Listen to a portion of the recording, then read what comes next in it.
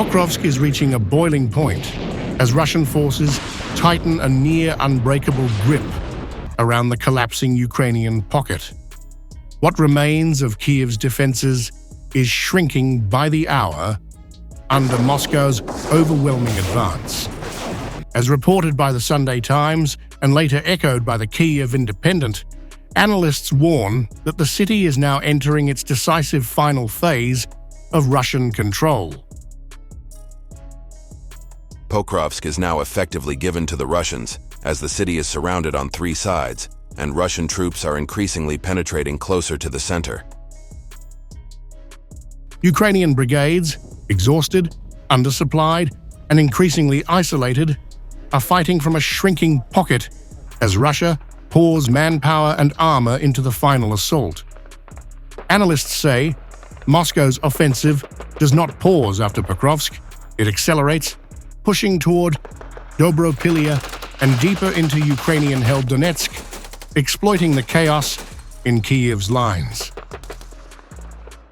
A lot will depend on what is the state of Ukrainian forces after Pokrovsk and Mirnohrad.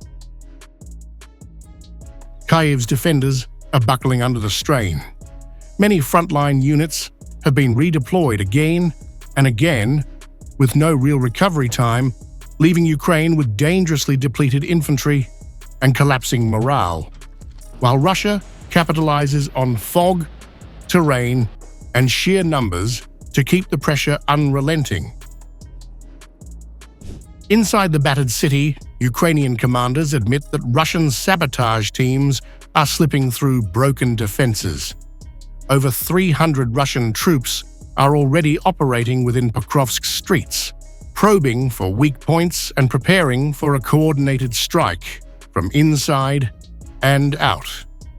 A tactic Ukraine has repeatedly failed to counter.